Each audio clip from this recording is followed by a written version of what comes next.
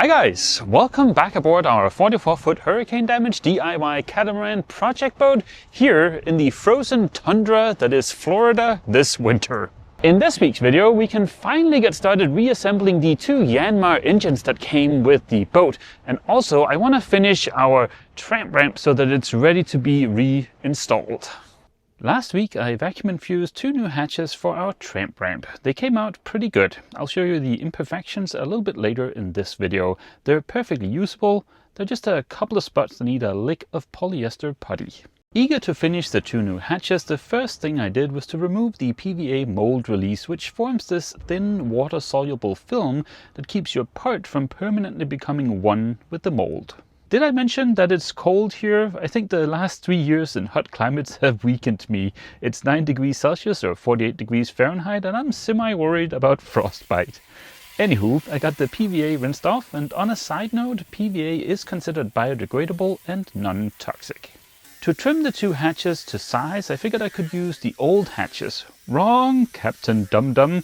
The new ones don't have the molded nun skid on the top. It turns out the new ones need to be the exact thickness of 3 stir sticks. It is funny how many things in a boat project is divisible by the thickness of a stir stick. I can always do a final bit of trimming later on once I get the hinges in place, but this looks pretty good. I'm planning on reusing all of the old hardware. It's all stainless, all it needs is a good polish. After a light bit of sanding just to key the surface, I was ready to apply the first coat of Alexial primer. I know full well that I have some pinholes and a couple of other imperfections I need to fix, and the primer will help point those out.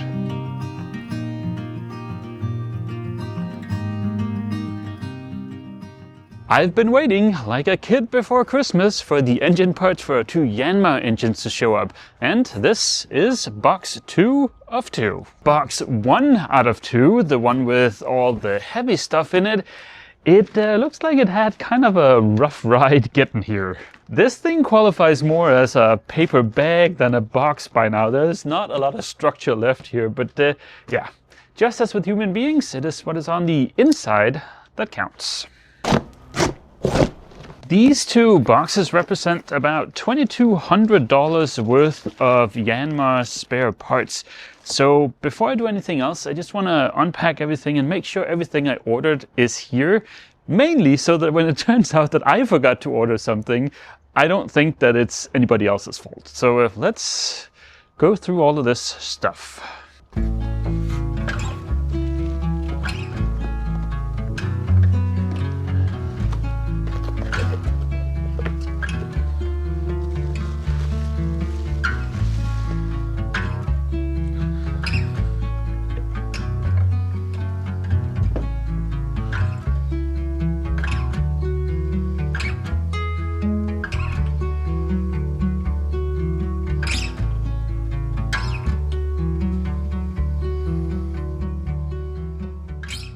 I am glad I went through the list because there are 2 things missing. I ordered 2 of this little guy, I only have the one, and I also ordered 2 of this guy and only have the one. That's perfectly okay, everybody makes mistakes and I'm sure we can get that corrected. We should still be able to put together one engine. Of course, that is assuming I didn't forget to order anything else, which that's probably a little bit of a stretch. Before we start putting together the engines, I want to show you some of the small imperfections on the hatches we'll have to fix, and also get the next coat of primer on here.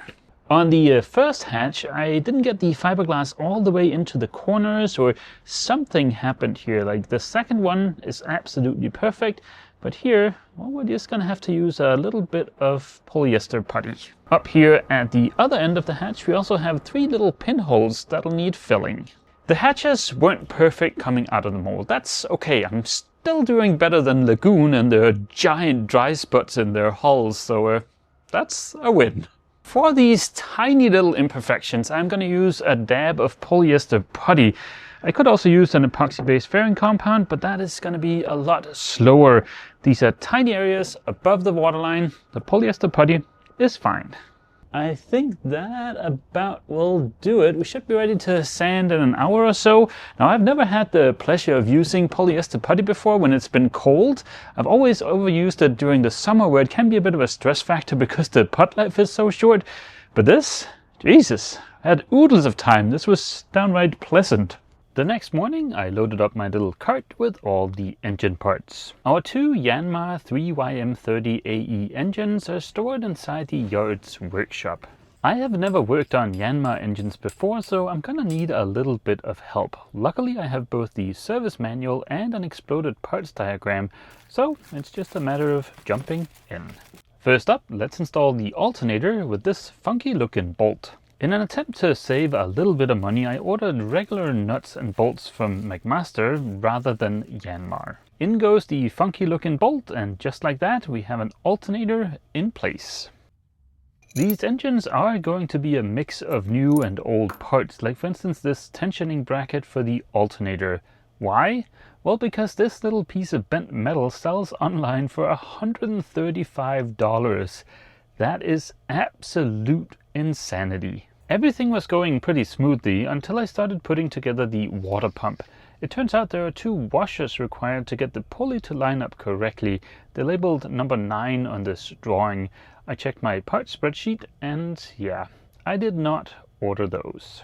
Also, for some reason, I only ordered one of these giant bolty thingies, and well, I need one for the other engine too. I still went ahead and put the water pump in place just to make sure I didn't forget to order anything else. At great expense, I have purchased new molded hoses. The funny thing is, those were much cheaper than the belt tensioning bracket doohickey for the alternator. It makes 0 sense. Despite not being able to run the engines today, I still installed as many of the parts as I possibly could, like the air filter, little odd brackets here and there, as well as the fuel hoses and the fuel filters. So far, so good. We have two almost complete engines. I've got the guts for our one good heat exchanger in the ultrasonic cleaner under the boat, so in a little bit we can take a stab at putting that together and getting that installed. If I was to attempt to put a little bit of a positive spin on the engine situation, it's the fact that we've never been closer to having working engines than we are now. We're just missing a few crucial things. The two missing items from the boxes has nothing to do with that. One of them was this little joint here. That's in no way critical for us to test the engines. And then it was a bit of fuel hose, but I've got extra of that. So yeah. The things we're missing are 100% my fault. We're missing the two weird spacers on the water pump down here. We're also missing some doohickeys from the fuel filters. And of course, right now we only have one decent heat exchanger. We also have a little bit of a mystery on our hands because on the parts diagram, there were these two black brackety things that's supposed to support this hose. I just can't really figure out where they're supposed to be mounted. But if any of you guys have one of these engines and can send me a photo of the front, that would be awesome. On the engine that was submerged, which is this one over here, there was this fuel shutoff solenoid installed. And as you can see, it's kind of lost its springiness. I found something on the boat that looked 100% like one of these. I've installed it on the engine.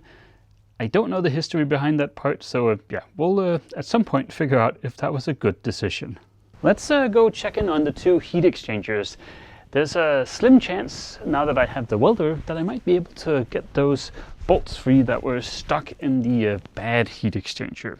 This heat exchanger is the bane of my existence. It has 4 bolts that are more stuck than anything I have ever encountered before. With the addition of the welder to the tool trailer, there's one more trick I can try. That trick involves welding a nut onto the remnants of the old bolt. This not only gives you something to grab onto, but also puts a lot of heat into the stuck bolt. The first attempt was unsuccessful, so I tried again, this time with the added help of Mr. Ducka Ducka. Still, that did not work. Then I tried one last third attempt, and yep, you guessed it, still frickin' stuck. Me and this blessed heat exchanger are not on speaking terms. I have tried everything with this guy. He's been sitting in penetrating oil for like a month. I've tried shocking the bolts, I've tried heating them, now I've tried welding nuts onto them. They are just stuck. I think the only other thing I can do is just to drop this off at a machine shop if I can find somebody that's willing to work on it, because with what I have here under the boat, there is absolutely zero chance that I can get these drilled out without messing up the heat exchanger. It is the next morning. Yesterday when I went to assemble the good heat exchanger, it turns out Captain Dum-Dum has made another appearance, because I need 4 of these O-rings to put the thing back together, and for some reason I only ordered 2. I had a little bit of trouble falling asleep last night, and I was laying there twisting and turning. I got to thinking about this blessed little alternator belt tensioning bracket thing that's $135, and it just didn't feel right. Just in case you don't believe me, here's a parts diagram. The little bracket is this one, number 4. Up here is the part number 77341. This is the same website I used in a previous video to get an indication of price on Yanmar parts. I got about a 30% discount on these prices by shopping around.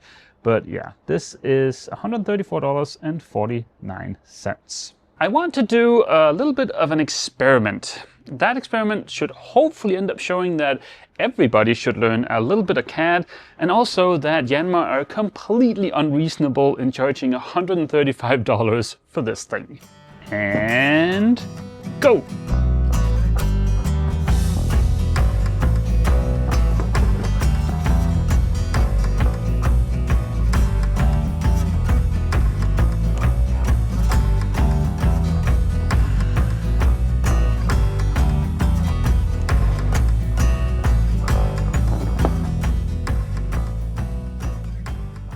And time! We came in at about 21 minutes. Keep in mind, I am not a CAD expert, and also I had to move the camera around a bit. But I would say these two look awfully similar. They should be within a millimeter of each other.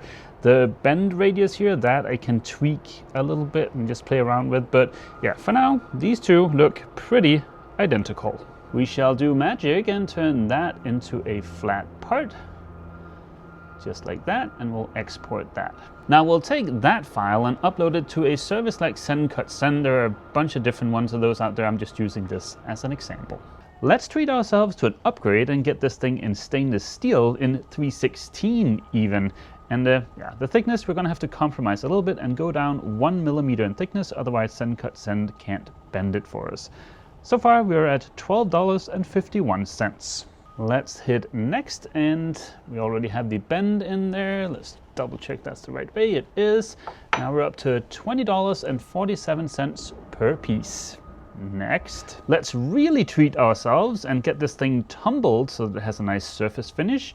Now we're up to $26.81 per piece. Keep in mind that is for a quantity of 1. If we order, say, 50 of them, the price goes down to $7.49 each. The absolute cheapest place I could find this online, it was $122.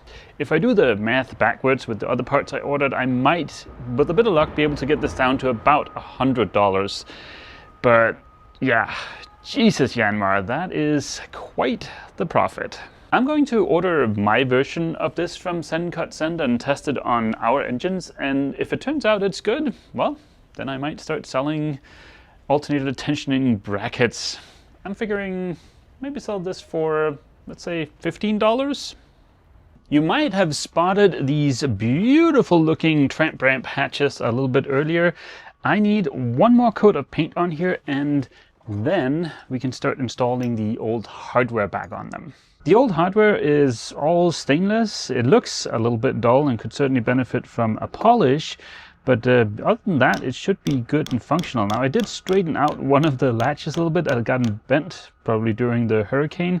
And also one of these, it's the guy over here. You can see he is missing that little pin that's there. But if I can just get some 1/8 inch filler rod for TIG welding, then I can shove some of that in there and just tack it in place. And this thing should be good as new.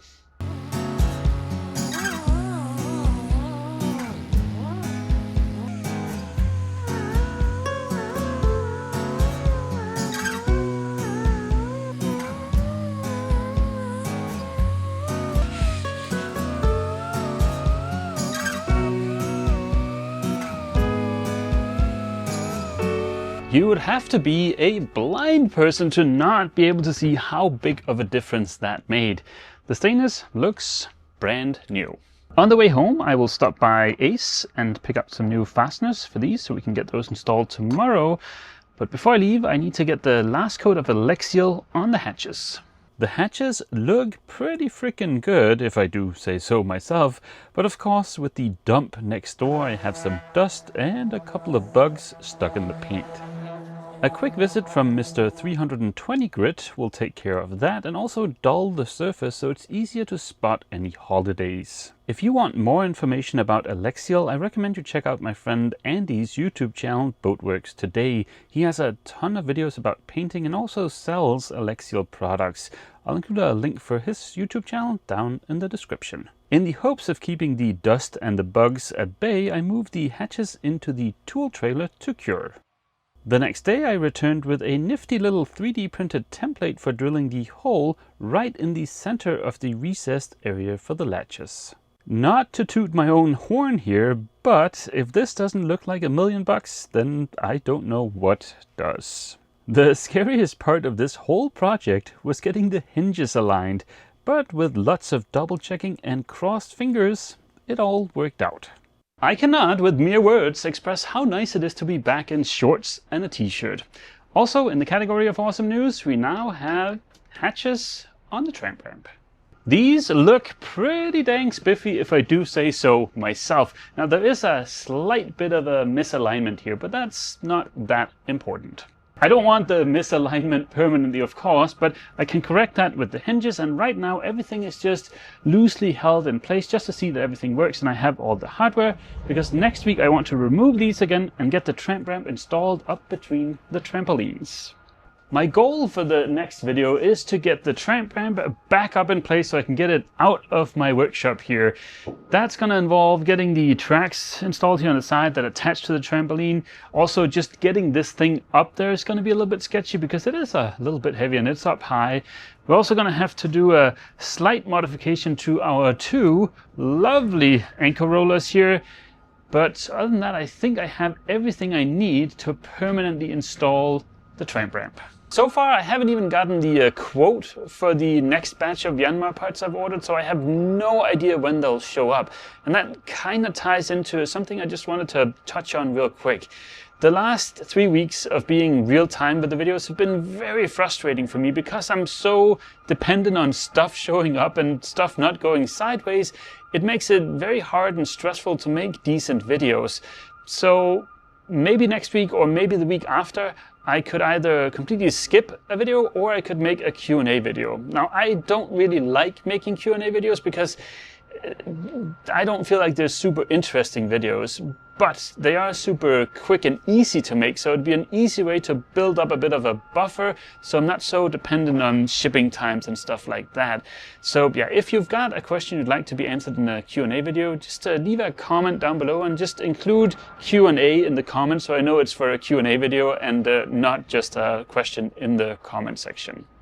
I know it's not super glamorous, but I am very excited to see what the tramp ramp is going to look like up there between the two trampolines. I think it's really going to change the way the boat looks. But yeah, that's going to be the end of this week's video. I hope to see all of you guys back here on the catamaran next week, hopefully for something. But as always, feel free to leave a comment down below, and don't forget, if you've enjoyed this video, please remember to leave a like. See you!